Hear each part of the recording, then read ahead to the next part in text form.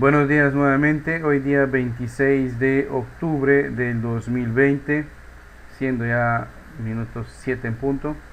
Iniciamos esta sesión de física aperturando la unidad número 2. En la unidad número 2 vamos a tocar el tema de materia y sus características. Esta unidad en el contenido curricular de física pues es uno de los más sencillos, de los más fáciles, puesto que es donde vamos a calcular menos, o sea, vamos a matematizar menos, no tenemos cálculos donde vamos a hacer estas operaciones matemáticas acá, simplemente es una lectura de lo que yo considero pues prácticamente cultura general, ¿no? Es un tema que redundantemente se ha visto en la escuela. Y para los que hemos dejado pues la escuela ya hace más o menos buen tiempo, acá vamos a hacer un refresh, ¿no?, de esta unidad. Bien, lo primero que hay que definir es qué es materia. La definición más clásica es lo que ocupa un lugar en el espacio, ¿ok? Entonces la materia es todo aquello que ocupa un lugar en el espacio. ¿Sí? Si ocupa un lugar en el espacio, entonces tiene ciertas características y propiedades, como por ejemplo tiene masa, o sea, la masa debe tener material por lo que está formado. Si tiene masa, entonces tiene una estructura interna. ¿Sí? Si tiene una masa, tiene una estructura interna. Y si tiene una estructura interna, entonces puede ser que tenga alguna forma definida, ¿no? Por ejemplo, una barra de jabón, eso tiene una forma definida, tiene masa, ¿no? Y también tiene ciertas propiedades, ¿no? Entonces todo espacio que está siendo ocupado por algo, esa es materia, ¿okay? Lo que no ocupa un espacio no se puede considerar materia, ¿ya? Por ejemplo, la energía. Ahora, si queremos ir más allá de este concepto clásico, ahora sabemos, gracias a la teorización de algunos físicos, sobre todo los que radican en Europa, que existe lo que se conoce como materia oscura. Y se dice y se teoriza que ocupa prácticamente gran extensión del universo, ¿ya? La materia oscura y la energía oscura también se conoce esto. Al finalizar la sesión les voy a pasar un canal YouTube de Quantum Factor, se llama, en donde ustedes van a poder, les voy a pasar los links para que puedan, si desean, buscar, sea un extra adicional a lo que está en el material, ¿ya? Pero la definición clásica de materia es lo que ocupa un lugar en el espacio, lo que ocupa un lugar en el espacio. Entonces, ya tenemos materia y esa materia tiene una forma. Ya tengo entonces, si sumo materia más forma, ya tengo un cuerpo. Un cuerpo entonces ya es contenido de material y tiene una forma, ¿correcto? Tiene una estructura, tiene propiedades, o sea, está contenido en algo. Entonces, eso es un cuerpo. Por ejemplo, de cuerpo, ahí nos pone un yunque, bueno, los que no conocen yunque, un martillo, un alicate, ¿no? En caso de nuestra carrera, una placa madre, un procesador, un circuito integrado, una resistencia, etcétera. Como toda definición de materia, no olviden, entonces tiene algo que ocupa un lugar en el espacio, contiene masa, o sea, tiene masa, y entonces si tiene forma, es un cuerpo. ¿Okay? Una cosa deriva a la otra. Ahora, los estados físicos de la materia, los clásicos, que nosotros conocemos mediante las condiciones naturales que se dan en nuestro planeta, son sólido, líquido y gaseoso. ¿En qué se diferencian? Ustedes saben que nosotros estamos formados por algo, ¿verdad? Si cogemos cualquier material o cualquier cosa que nosotros vemos y lo partimos en muchos pedacitos, vamos a formar partículas, ¿no? Si que seguimos partiéndolo, vamos a formar pues moléculas, ¿no? Y cada una de esas moléculas, según en qué estado estén, van a tener cierta estructura. Los estados físicos de la materia, lo que nosotros podemos percibir, se están dando pues en el estado natural que proporciona el planeta Tierra. Recordemos que en el planeta Tierra, al estar bajo la superficie o dentro del planeta, estamos sometidos, por ejemplo, a una presión atmosférica, ¿no? Entonces, lo que nos rodea es aire, el aire también tiene masa, por lo tanto tiene peso, y esa presión atmosférica va moldeando algunas propiedades de los elementos. Me explico, por ejemplo, aquí en el planeta Tierra, el hierro, por ejemplo, está en estado sólido, ¿no? El metal, ¿no? Si ustedes ven canales de la NASA, en Neptuno, por ejemplo, hay lluvias de metal líquido, ¿no? Porque la presión que hay dentro de su atmósfera es tan grande que ciertos metales se comportan como líquido, ¿no? Eso no quiere decir que en la Tierra no podamos ver ese fenómeno. Por ejemplo, acá en la Tierra tenemos un metal que se comporta como líquido, que es el mercurio. Bien, hablo entonces de bajo las condiciones naturales que nosotros vamos a tener acá en el planeta Tierra. Clásicamente tenemos el estado sólido, el líquido y el gaseoso. La diferencia entre estos internamente es su estructura molecular, ¿ya? Su diferencia es la estructura molecular, ¿correcto? Y la energía que naturalmente están conservando este cuerpo, ¿no? Y la energía que naturalmente están conservando este cuerpo. Acá les voy a pasar una animación, vamos a ver. Ahí, por ejemplo, podemos notar en esta animación, estas bolitas representarían la estructura molecular de los estados de la materia, ¿no? Ahí podemos ver que el estado sólido pues tiene una estructura muy definida, muy compacta, muy cerrada, ¿no? El estado líquido tiene una estructura no es compacta, ¿no? Y el estado gaseoso tiene una estructura, pues sus moléculas tienden pues a dispersarse, no tienen un orden, ¿no? En cambio, el estado líquido no están dispersadas las moléculas, pero no tiene un orden. En el estado sólido tiene un orden y las moléculas están muy unidas, ¿no? Muy fuertes entre sí. Ahora, para variar el estado de un cuerpo, sea el sólido, líquido, gaseoso, lo que se necesita por lo general es aumentar la energía de su estructura molecular. Entonces, las sustancias que tienen más energía son aquellas cuya estructura molecular están más moviéndose, ¿no? Entonces, un gas tiene más energía, su estructura molecular de un gas tiene más energía, de un líquido y de un sólido mucho menos. Buenos días, Jerry, ya empezamos, atentos.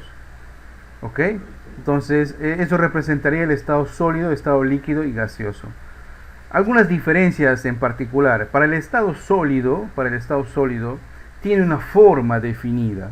Cuando nosotros cogemos una barra de metal, por ejemplo, no podemos moldearla con la fuerza de nuestras manos, ¿sí? No podemos moldearla con la fuerza de nuestras manos, ¿correcto? Aparte, el estado sólido tiene una forma definida, como les digo, tiene una forma definida, ¿ya? Y su estructura interna es muy fuerte, ¿ya? Muy fuerte. En cambio, en el estado líquido, ¿tiene una forma definida? No.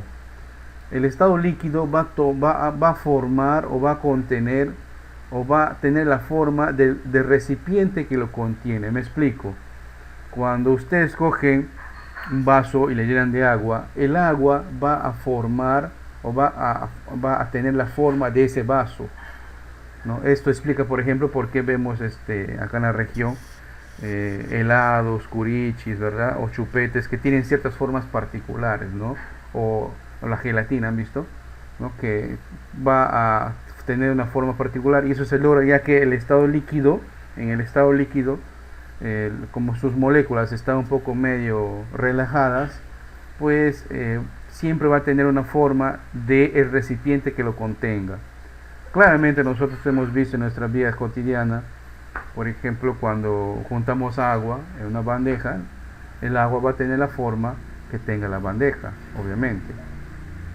Ahora, en el estado gaseoso, como sus moléculas internas tienen tanta energía, están tan movidas, ¿no? Están medio locas ahí, que se mueven por un lugar y otro, no tiene forma definida, y para ser contenido necesita un recipiente cerrado.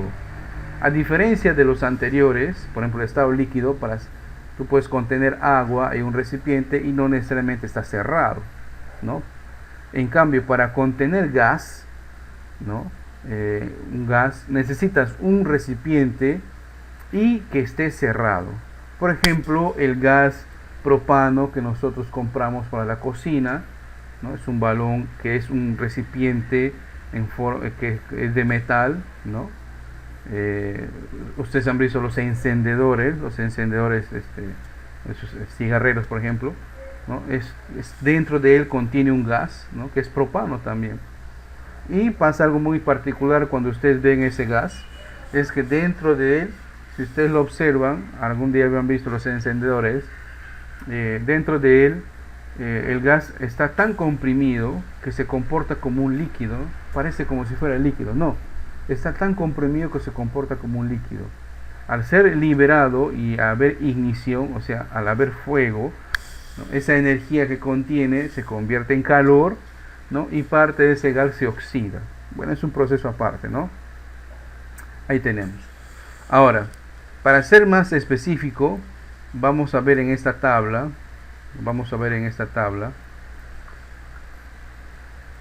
¿no? Algunas características de los estados. Como hemos dicho, el estado sólido tiene un volumen definido, ¿ya?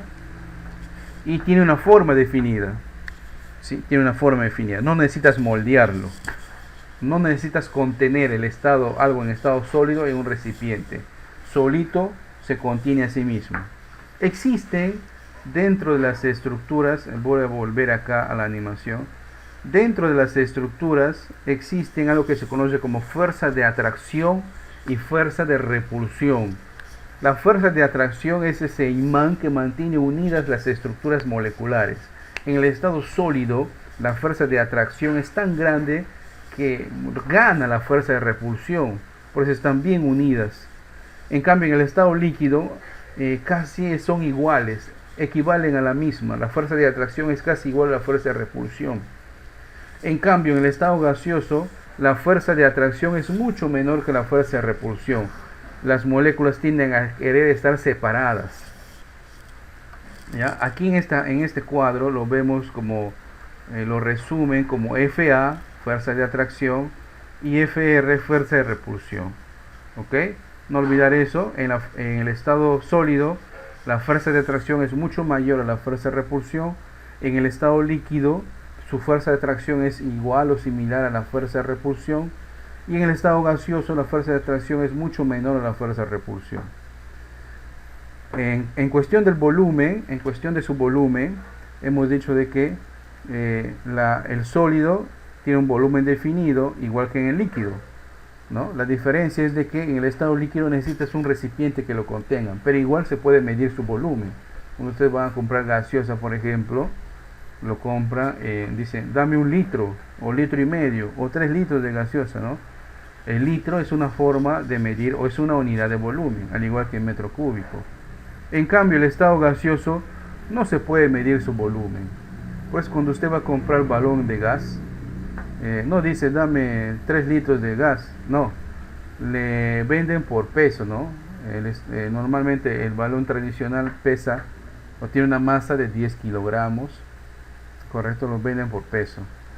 Y en cuestión de su forma, el estado sólido es definido, en el estado líquido ocupa la forma del recipiente que lo contiene, y en el estado gaseoso no tiene forma definida.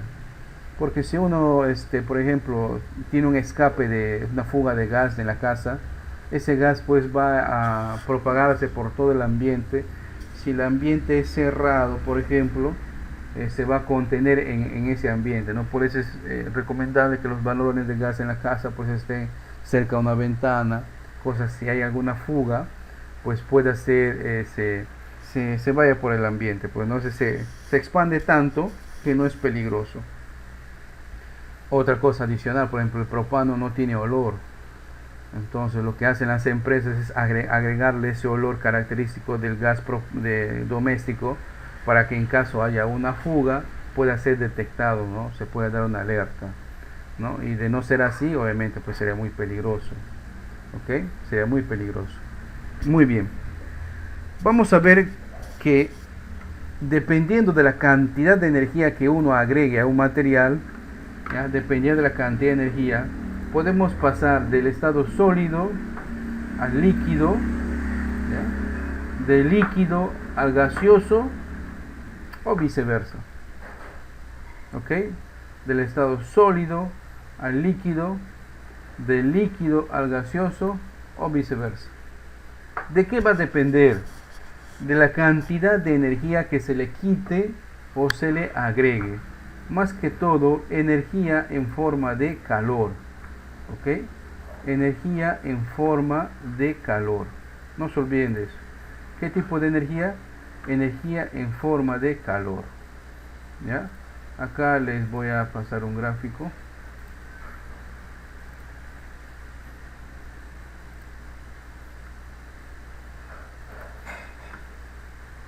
A ver un ratito. Aquí está. Ahí también pueden ver el gráfico, ¿no? Creo que les voy a hacer un zoom. ¿Ya? Ahora, si yo quiero pasar de un estado sólido a líquido, por ejemplo, vamos a agregar energía, y esta energía en forma de calor a un metal, por ejemplo, se convierte en líquido, ¿no? Cuando derretimos el plomo, o cuando los maestros joyeros, por ejemplo, derriten el oro, la plata, ¿no? Lo hacen con agregándole gran cantidad de energía, pero en forma de calor. Entonces, lo que está en estado sólido, su estructura, sus moléculas tienen tanta energía que se comportan ya como líquido. Entonces, ese paso de estado sólido a líquido se conoce con el nombre de fusión, ¿correcto? Con el nombre de fusión. Ahora, si le agregamos aún más energía, del estado líquido pasamos al estado gaseoso, y ese cambio de estado se conoce con el nombre de vaporización. ¿Ok? Entonces, para pasar de estado sólido a líquido, agregamos calor, se agrega energía en forma de calor, ¿ya? Se agrega, se suma calor. Para pasar de estado líquido a gas, también agregamos más energía y se convierte en gas, y ese fenómeno se conoce como vaporización. ¿Ok? Muy bien. Ahora, vamos en sentido contrario. Si nosotros tenemos gas y le queremos pasar al líquido, lo que hacemos es quitarle energía, y entonces se da el fenómeno de la condensación. El fenómeno que se da ahí en el cielo, en las nubes, cuando las moléculas de agua que se evaporan van hacia la atmósfera y ahí pierden energía, ¿no? Y se convierten pues en gotas de agua, ¿no? Y al contener una gran cantidad de estos, se da el fenómeno que nosotros conocemos como lluvia. Entonces, para pasar de gas a líquido, este fenómeno se conoce como condensación. Ahora, si le quitamos aún más energía, vamos a tener el fenómeno llamado solidificación, en el que el líquido se convierte en sólido. Un ejemplo, cuando nosotros ponemos agua en la nevera de nuestro refrigerador, van ustedes a observar pues que el refrigerador, mediante un proceso termodinámico, le quita energía al cuerpo que está dentro de él, y por lo tanto pues el estado líquido del agua naturalmente pasa a estado sólido. ¿Ok? Sí, muy bien. Ahora, si nosotros pasamos de un golpe todo, por ejemplo, si nosotros pasamos del estado sólido al estado gaseoso con una gran cantidad de energía sin pasar por el estado líquido, ese fenómeno se conoce con el nombre de sublimación. ¿Ok? Sublimación. Cuando pasas del estado sólido al estado gaseoso directamente, ¿no? Del estado sólido al estado gaseoso directamente. Por ejemplo, hay ciertos ambientadores que venden en las ferreterías, ¿no? Vienen en envases cerrados, no sé si ustedes han visto, y cuando ponemos en los baños abrimos esos envases y ese ambientador, que normalmente está casi en estado sólido, directamente pasa al estado gaseoso, no se vaporiza, no se derrite, o sea, no pasa al estado líquido. Y si por algún fenómeno, sobre todo de presión, pasamos de gas a sólido, se conoce como sublimación, pero inversa. ¿Ya? Se conoce como sublimación inversa. Un claro ejemplo de esto es cuando tenemos dióxido de carbono. El dióxido de carbono, al ser sometido a una alta presión, por ejemplo, se convierte en lo que se conoce como hielo seco. El hielo seco aparentemente es igual que, o sea, tiene la forma del hielo normal del agua, pero es dióxido de carbono que, utilizando una gran presión, se ha convertido directamente de gas a sólido, ¿no? De gas a sólido. Acá déjenme les paso una imagen. Por ejemplo, este tipo de hielo se utiliza en algunos bares europeos, sobre todo, porque al combinarse con los tragos, como está en estado sólido, directamente pasa al estado líquido, perdón, estado gaseoso, sin convertirse a estado líquido. Entonces no se combina con el trago, ¿no?, que están preparando. ¿Por qué? Porque se convierte a gas, entonces directamente se hace el fenómeno de sublimación. Correcto, directamente hace un fenómeno de sublimación. Acá, déjenme lo voy a pegar. Ahí está, miren. Es un ejemplo de hielo seco, ¿no? Entonces lo contiene. Hielo seco lo pueden encontrar a veces en los cerros, por ejemplo en Bolivia. En algunos cerros se encuentra hielo seco. ¿Ya? Para generarlo naturalmente en laboratorio se utiliza una gran presión. Ese aire que nosotros botamos por nuestro sistema respiratorio es dióxido de carbono. Si lo presionamos, lo juntamos y lo presionamos, directamente lo vamos a convertir a sólido, ¿ya? Y se convierte en lo que se conoce como hielo seco. Es un ejemplo de estos cambios de estado. Y no olvidar que estos cambios de estado generalmente se logran aquí en el planeta Tierra agregando o quitando calor. ¿Ya? Recordemos que el calor es una forma de energía. ¿Okay? El calor es una forma de energía. Y usted mira, profe, pero antes estás hablando de presión. Claro, la presión. Para formar hielo seco, por ejemplo, se necesita presión. Ya que cuando uno presiona en un recipiente un gas, lo que hace es que a ese gas le estás quitando energía. Y al quitar la energía, pues comienza a convertirse en sólido. Por ejemplo, el gas propano que contiene los encendedores, dentro del encendedor está el gas propano, y usted lo ven, alguna vez lo han visto, se parece como si fuera líquido, ¿verdad? ¿Por qué? Porque le hemos quitado energía al estar comprimido dentro de ese recipiente que se ha formado en estado líquido. Estoy seguro que si le comprimiéramos aún más, llegaría a formarse o a convertirse en estado sólido, pero obviamente se necesitaría pues una altísima presión para eso, ¿no? Una altísima presión. Muy bien. Continuamos. Entonces, resumiendo acá, los cambios de estado son de sólido a líquido, de líquido a gas, ¿no? De sólido a líquido se llama fusión, de líquido a gas, vaporización. Lo contrario, de gas a líquido, licuefacción, ¿ya? Licuefacción, o también acá le hemos llamado condensación. De líquido a sólido, solidificación. Ahora, si nosotros pasamos directamente de sólido, acá le voy a pasar, si nosotros pasamos directamente de sólido a gas, hemos dicho que se llama sublimación, ¿correcto? Sublimación. Por ejemplo, la pólvora, ¿no? Ustedes han visto la pólvora, ¿no?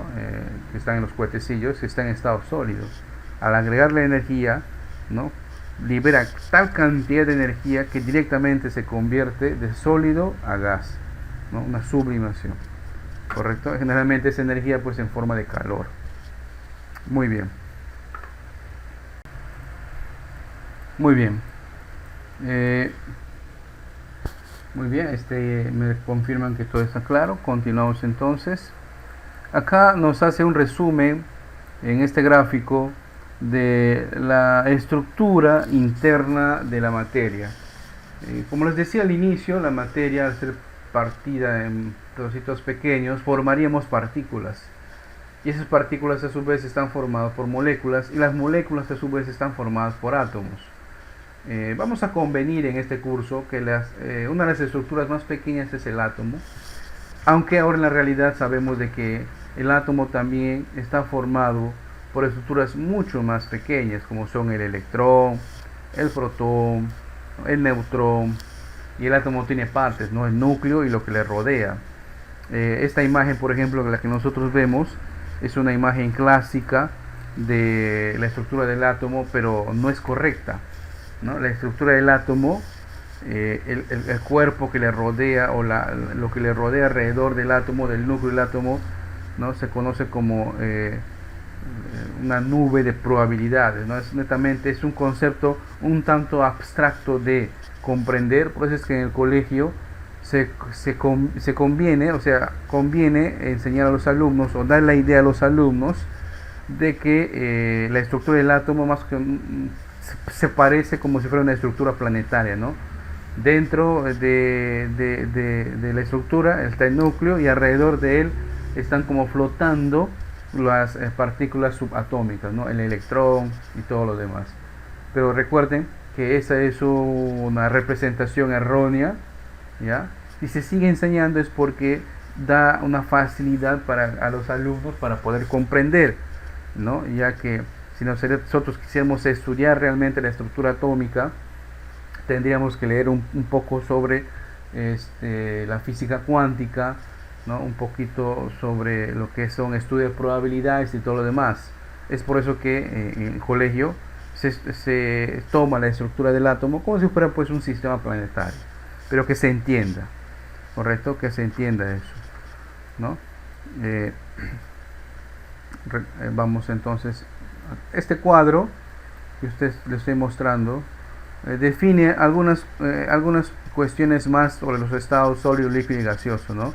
Lo que hemos dicho, ¿no? Forma, volumen, las fuerzas, repulsión y de cohesión o de atracción también se llama, ¿no?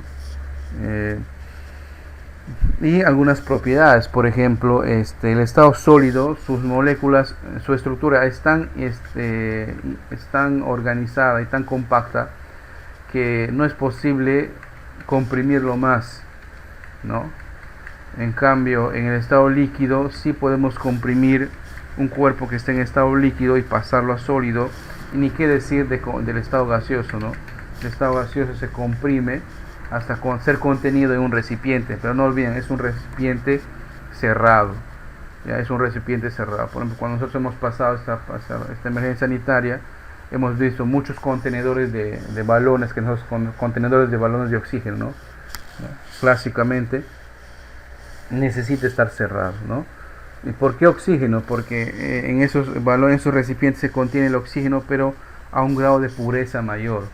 Cuando nosotros vemos a nuestro alrededor, sentimos que hay aire, ¿verdad? El aire que nos rodea, por ejemplo, si bien está en estado gaseoso, no todo lo que contiene nuestro aire es oxígeno, ¿no? Una gran parte del contenido del aire es nitrógeno. Entonces, de ese nitrógeno que nosotros respiramos al inhalarlo, una parte de él contiene oxígeno, y ese oxígeno va al pulmón, que refrigera por los glóbulos rojos, y eso a su vez mediante el sistema circulatorio llevan a todo el cuerpo, ¿no? En cambio, un paciente que necesita saturar más oxígeno, pues le dan estos balones y donde contiene pues oxígeno al 90 y tanto por ciento de pureza, ¿no? Y comienza pues ese proceso, ¿no? Profe, ¿por qué nosotros no podemos tener oxígeno 100%? Estar respirándolo, porque termina pues a la larga el oxígeno puro también termina dañando en nuestro cuerpo, ¿no? No podríamos nosotros vivir permanentemente inhalando oxígeno, o sea, un gas con 100% de oxígeno. Terminaría debilitando nuestro sistema inmunológico. Bueno, son cosas netamente médicas. Bien, la materia también tiene ciertas propiedades, ¿ya? Se conocen como propiedades generales, o sea que todo cuerpo tiene, y propiedades específicas, o sea que algunos cuerpos tienen. Entre las propiedades generales tenemos la extensión, quiere decir de que ocupa un lugar en el espacio, la impenetrabilidad. Si un cuerpo ocupa un lugar en el espacio, otro no puede estar en el mismo tiempo y en el mismo lugar al mismo tiempo. Entonces, lo que sí puede desplazarlo, eso sí, pero no pueden estar al mismo tiempo en el mismo lugar, en el mismo espacio. La inercia quiere decir que un cuerpo o está en reposo o está en movimiento hasta que una fuerza actúe sobre él. La inercia es una fuerza que nosotros experimentamos todos los días. Cuando usted va en una moto, en un motocar, en un carro, ¿no? Cuando va en un colectivo, si el colectivo se mueve rápidamente y te tomó por sorpresa, como tu cuerpo ha estado en reposo, pues va a seguir, por el principio de la inercia, va a seguir queriendo estar en reposo y por eso experimenta esa especie de jalón, ¿no? O cuando estás en movimiento en el transporte público y te agarra por sorpresa que frena, vas a notar pues de que tu cuerpo sigue queriendo moverse, ¿no? Pues tiende a seguir hacia adelante. La divisibilidad quiere decir que todo cuerpo se puede ser dividido, partido, ¿no? En una mitad, en una parte. La porosidad quiere decir de que los cuerpos tienen porosidad dentro de su estructura interna. Dentro de su estructura interna, ahorita les pego un gráfico. A ver dónde está. Acá está. Por más en qué estado estemos, por más de que independientemente de en qué estado estemos, dentro de la estructura interna de los cuerpos siempre va a haber pequeños espacios. Esos espacios se conocen como porosidad. Existen materiales que son más porosos que otros, ¿no? Una esponja, por ejemplo, ¿no? Es muy porosa, tal es así que cuando la insertamos dentro de un líquido tiende pues a absorber, o sea, las moléculas del líquido se quedan entre sus poros. ¿Correcto? Existen sustancias menos porosas que otras. Por ejemplo, hay vestimentas especiales que permiten la transpiración del cuerpo, pero no permiten que desde el exterior pues ingresen, ¿verdad? Ingresen, ¿no? Un material que es poco poroso, por ejemplo, es el plástico. Ustedes utilizan plástico para, por ejemplo, hacer las capotas para cubrirse la lluvia, ¿verdad? Entonces, no es que no permita, pasará pues cierta cantidad, pero existen cuerpos que son más porosos que otros. Existen cuerpos que son más porosos que otros. Recuerden, los poros es el espacio que hay entre la estructura interna de la materia. En el estado sólido pues será un poquito menos, en el estado líquido más y en el estado gaseoso ni qué decir, ¿no? Bien. Y aparte tenemos pues otra propiedad general, la atracción. Ya hemos visto eso, ¿no? La fuerza de atracción y la fuerza de repulsión. Esto va a definir mucho la estructura molecular. En el estado sólido la atracción es mayor a la de repulsión.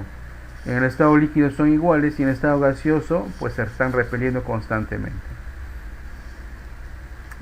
Otra propiedad es la fragilidad, ¿no? La conductibilidad, la viscosidad y la tensión superficial.